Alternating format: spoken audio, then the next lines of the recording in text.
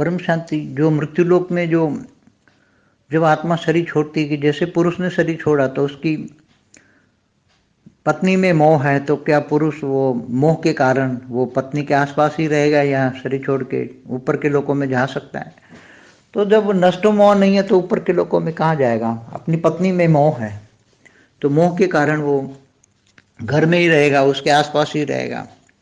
और फिर जब वो पत्नी भी जब शरीर छोड़ देगी तो पति पत्नी दोनों मिलकर, फिर दोनों का मोह अगर परिवार में है तो कई बार अपने परिवार में कहीं जन्म लेते हैं, जहाँ भी मोह है वहाँ जन्म लेकर फिर दोबारा कई बार मिलते हैं, कई बार मिलन होता है, कई बार नहीं मिलन होता है, इम्पॉसिबल हो जाता है मिलना, पति पत्नी मतलब शादी नहीं होती। आकर्षण होता है क्योंकि आत्मा पति पत्नी अगले जन्मों में रह चुके हैं, तो दूसरे जन्म में वो जब शादी करना चाहते हैं आकर्षण होता है, मिलते हैं, मगर शादी नहीं होती। तो फिर पूरे ये जन्म, पूरे मनुष्य जन्म ऐसे दुखी होते रहते हैं, कहीं इधर उधर शादी हो जाती है दूसरे कहीं से, मगर फिर बाद में धीरे धीरे दूसरी शादी होती है, दूसरे के आकर्षण में आ जाते हैं फिर। तो ऐसे पुरुष ऊपर नहीं जा सकता, ऊपर के लोगों में उनको कई बार सूक्ष्म वतन की अच्छी आत्माएं आती हैं। हिमालय के पहाड़ों से मैंने बोला ना, ज्ञानगंज, बहुत ज्ञानगंज है वहाँ, बहुत ज्ञान सूक्ष्म जगत, पूरा हिमालय भरा पड़ा है ज्ञानगंज से। वहाँ सूक्ष्म जगत के गोले में, सूक्ष्म जगत में गोले होते हैं, उसमें हजारों आत्माएं तपस्या करती है, ज्ञान दिया जाता है। तो ऐसे उसमें से कई आत्माएं चाहती है कि हम गांव जाके घूमें और ऐसे अच्छे अच्छे लोगों को ले आए, मगर गांव में ऐसी अच्छी आत्माएं घूमती फिरती रहती हैं कि सबको समझाते हैं। पूरे गांव में ऐसी आत्माएं, 2-3 आत्मा आती हैं, पूरे गांव के भूत प्रेत इकट्ठे करती हैं सूक्ष्म जगत में, पूरे गांव के भूत प्रेत इकट्ठे करते, चलो तुम्हें ऊपर 4 धाम की यात्रा कराते हैं, ऐसे ऊपर लोक ले जाएंगे तुम्हें, फिर 4 धाम यात्रा कर वापस आ जाना, नहीं तो फिर ऊपर में चले जाना, तुम्हें स्वर्ग में ले जाएंगे ऊपर तपस्या करा के। तो कई बार आत्माएं मोह के कारण भी, पुरुष हो या स्त्री, स्त्री का भी मोह पुरुष में हो तो नहीं जाएगी मोह के कारण। बहुत पूरे गांव में समझो कि हजारों साल के भूत बैठे, जब से वो गांव है, तो कहीं दूसरे गांव से भी कर्म बंधन से आए हुए भूत प्रेत होते हैं, मगर कर्म बंधन ऐसा जो है, तो मोह कर्म बंधन के कारण नष्टो मोह नहीं होते, इच्छा मात्र विद्या नहीं होते। और जब तक नष्टो मोह नहीं है तो ऊपर वाला खुद भगवान लेने भी आ जाएंगे, खुद कहे कि चल मैं विष्णु का गरुड़ आया हूँ, तुझे विष्णु लोक ले जाऊँ, गोलोक ले जाऊँ, साकेत ले जाऊँ तेरे को, मगर वो नहीं जाएगी आत्मा, नहीं बोले नहीं मेरे तो यहाँ मजा है। जैसे नरक का कीड़ा होता है ना, नरक का कीड़ा, तो नरक में ही बहुत अच्छा लगता है, उसके बूंद बनकर भी वो खुश होते हैं। कई शास्त्रों में कई बार लिखा है कि नरक का कीड़े को देवता भी बनने की इच्छा नहीं होती, वो खुश होता है नरक के कीड़ा बनकर। तो अगर देवता भी नरक का कीड़ा बन जाए, कोई इंद्र भी नरक का कीड़ा बन जाए, तो उसको बोलता है नहीं मैं नरक का कीड़ा ठीक हूँ। अरे भाई तू इंद्र है, तू ऊपर चल, नहीं मेरे को ठीक हूँ, मुझे इंद्र नहीं बनना, मुझे ये ठीक है। तो ये जो वासनामय विकारी जो मृत्युलोक है, पूरा का पूरा भरा पड़ा है, 200 किलोमीटर की रेंज तक। ये मृत्युलोक में एक एक वायु तत्व के कण कण में, एक एक कण में वासना भरी है, विषय विकार भरे पड़े हैं।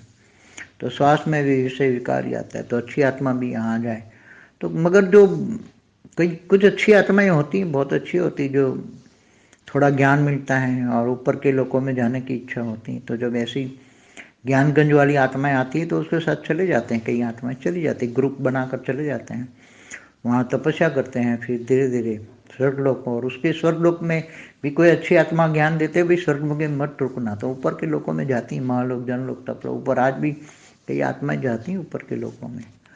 तो ये मोह के कारण, मोह ही सारा, मोह और माया दोनों के बंधन, मोह और माया से बंधन छुड़ाना बहुत मुश्किल है। कई बच्चों में मोह होता है, बच्चों में मोह होता है, पूरे अपने कुल में होता है, बहनों में, भाइयों में, जैसे मनुष्य में मोह होता है, ऐसे मरने के बाद भूत प्रेत बनता है तो उसमें मोह होता है। तो उन मोह से छुड़ाने के लिए बड़े बड़े ये जो गीता ज्ञान का प्रवचन होता है, 7 दिन का, महाभारत का, रामायण का प्रवचन होता है, तो प्रवचन भी सुनते, भूत प्रेत भी मनुष्यों से ये प्रवचन सुनने वाले भूत प्रेत ज़्यादा जाते हैं, सारे भूत प्रेत जाते हैं, मगर उनको कोई इफेक्ट नहीं होती। अच्छे कोई हो जाए तो तीर लग जाता है, ज्ञान का तीर लग जाता है, तो फिर ऊपर के लोकों में जाने के लिए हेल्प करने वाली आत्माएं तो यहाँ सूक्ष्म जगत में बहुत है।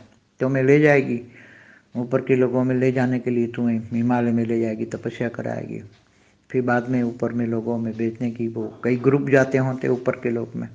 जो आज का कैलाश पहाड़ है, वहाँ से शिव, आज की शंकर पार्वती जो हैं आकारी रूप में रहते हैं वहाँ परिवार के साथ, तो वहाँ शंकर पार्वती का तपस्या करते हैं। तो ऊपर से शंकर पार्वती ऊपर के लोगों में जाने का उनके ग्रुप होते हैं, कोई 500 का ग्रुप है, कोई 1000 का है, कोई 100 का ग्रुप है, तो उसको साथ अच्छी आत्माएं भेज देते, गाइडलाइन देकर ले जाती हैं।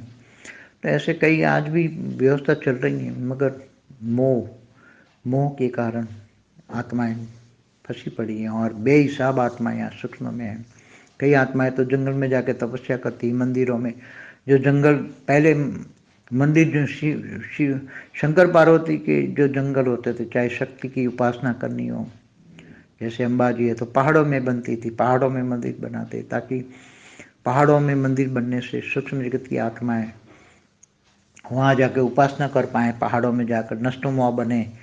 इसलिए जैसे जंगल में जाकर ऋषि मुनि भी क्यों तपस्या करते थे, नष्टोमोह बनने के लिए, कि फंस जाएंगे। उनको नॉलेज होता था, अगले जन्म का नॉलेज होता था, तो बचपन से ही वो घर बार छोड़ के ऋषि मुनि बनने के लिए हिमालय जैसे पहाड़ों में या जहाँ भी उसको अच्छा गुरु मिल जाए वहाँ तपस्या करते थे। तो सबको पता है कि ये मोह माया है, मोह माया, मगर मोह माया फंसी पड़ी, क्या करोगे।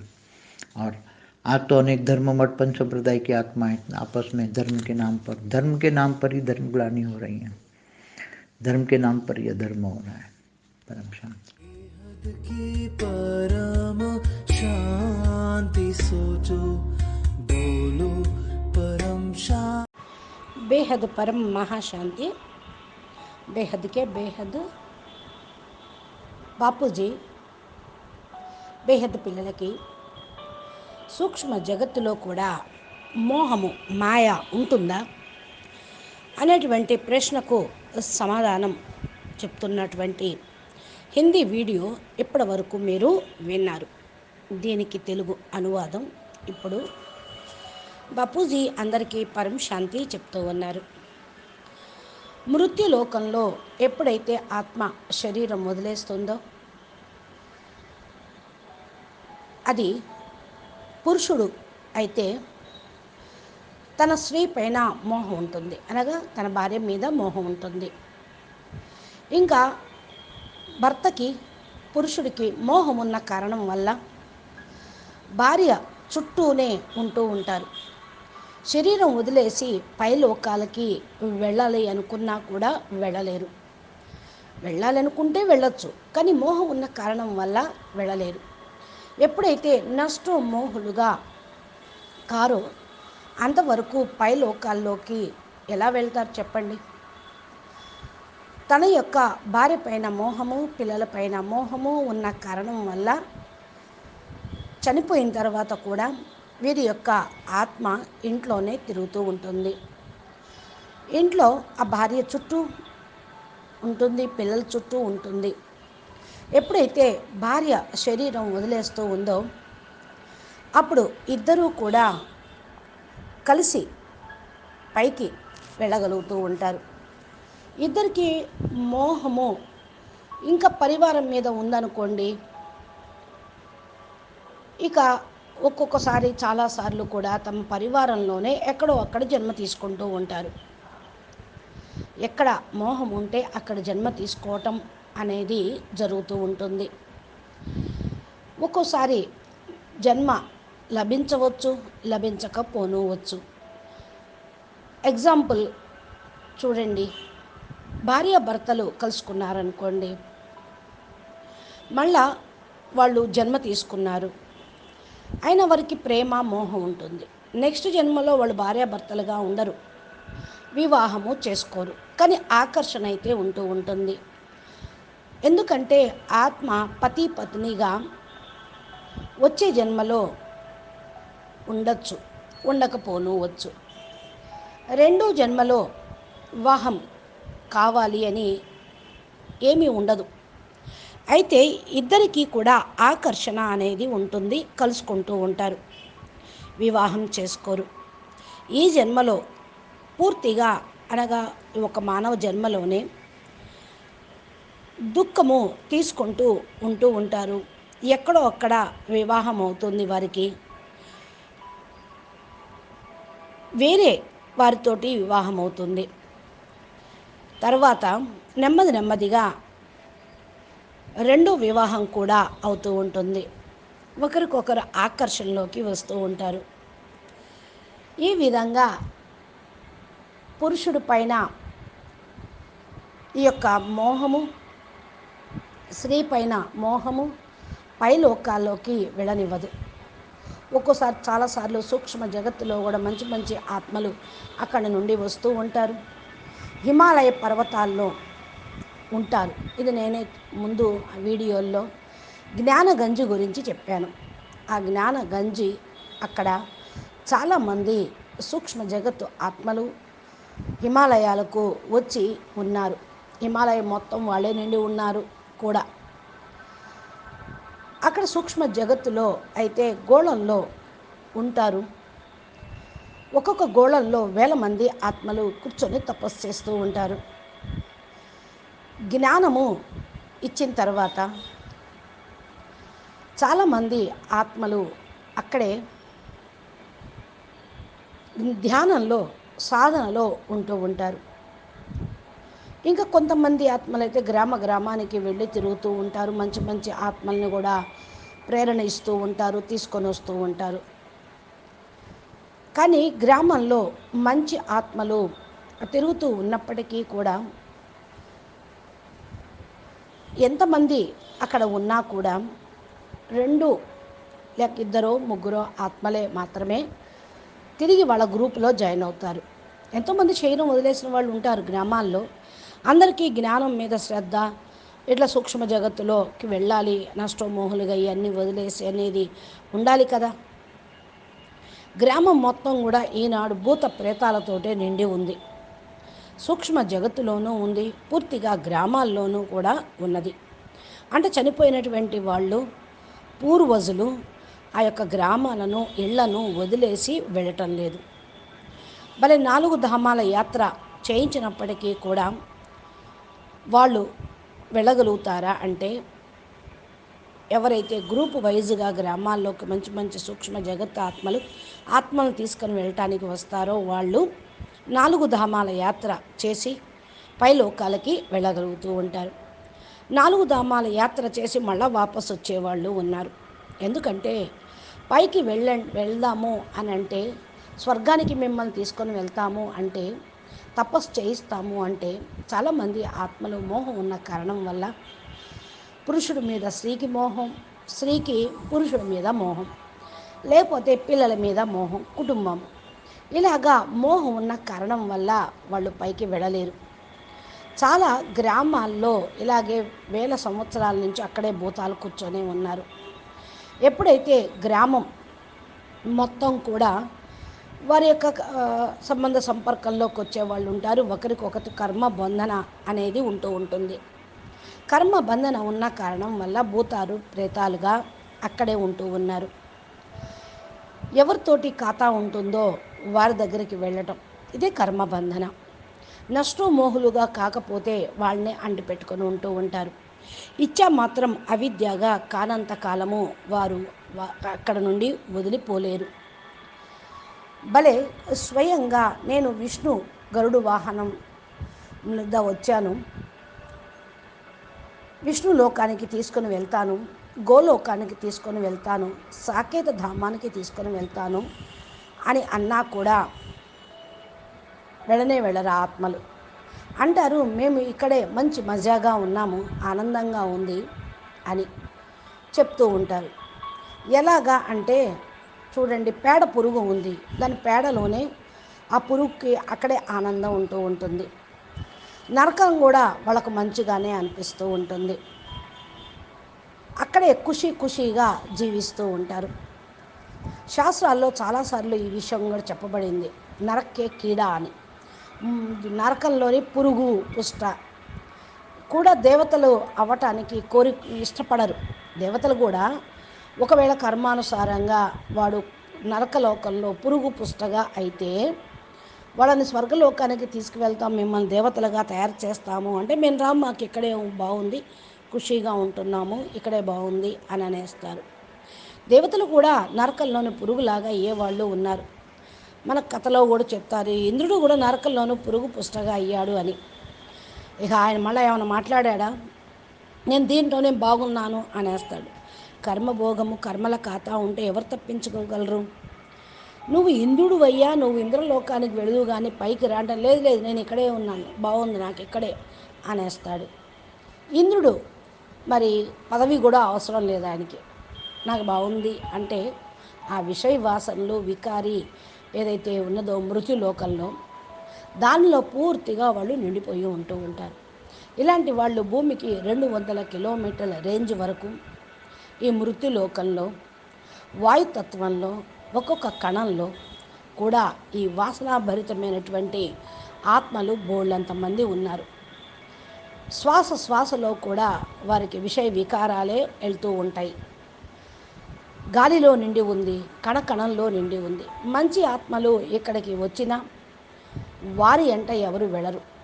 ఒకవేళ నువ్వు మరి శ్రేష్టమైన ఆత్మవు, నీకు మంచి చేస్తాము అని కొంచెం జ్ఞానం ఇచ్చి వాళ్ళని పై లోకాలకు తీసుకెళ్లాలని కోరిక పెట్టుకున్నా, అలాంటి వాళ్ళు ఇక్కడ జ్ఞాన గంజి అంటే హిమాలయాల్లో అక్కడ ఆత్మలు వస్తూనే ఉంటారు. ఇలాంటి ఆత్మలు పైనుండి సూక్ష్మలోకంలో వచ్చినటువంటి గ్రూప్ తోటి వెళ్ళిపోతూ ఉంటారు. గ్రూపుగా తయారై వెళ్తూ ఉంటారు. అక్కడ కూర్చొని తపస్సు చేస్తూ ఉంటారు. నెమ్మది నెమ్మదిగా స్వర్గలోకానికి వెళ్తారు. స్వర్గలోకంలో కూడా కొంతమంది మంచి ఆత్మలు జ్ఞానం ఇస్తారు. స్వర్గలోకంలో కూడా మేము ఆగము, పై లోకాలకు వెళ్ళిపోతామంటారు. మహర్లోకం, జనలోకం, తపలోకం పైన అనేక మంది ఆత్మలు వెళ్ళిపోయిన వాళ్ళు ఉన్నారు ఊర్ధ్వలోకాలకి. ఇక్కడ కేవలం మోహం యొక్క కారణం వల్ల మరి ఇరుక్కుపోతూ ఉన్నారు. అసలు మోహమే కారణం. మోహము అనేది మాయ, ఇద్దరిలోనూ ఉంటుంది. మోహము మాయ యొక్క బంధనాల నుండి విముక్తి పడటం చాలా కష్టం. చాలామందికి పిల్లల మీద మోహం, పిల్లలకి వాళ్ళ యొక్క ఉద్ధరణ కావాలి అని పిల్లలపైన మోహము, అసలు కంటే వడ్డీ ముందు అంటారు కదా, మనవాళ్ళు మనవరాళ్ళపైన మోహము, పూర్తిగా తమ కులంలోనే ఉండిపోవాలని సోదరి సోదరుల పైన ఇలాగ మోహం ఉంటుంది. మానవులకి మోహం లేనిది ఎవరికి? మోహం తర్వాత మరి భూతమే అవుతారు. ఇలాగా మోహం ఉన్నటువంటి ఆత్మలు వదిలిపెట్టి వెళ్ళలేరు. పెద్ద పెద్ద వాళ్ళు కూడా ఉన్నారు.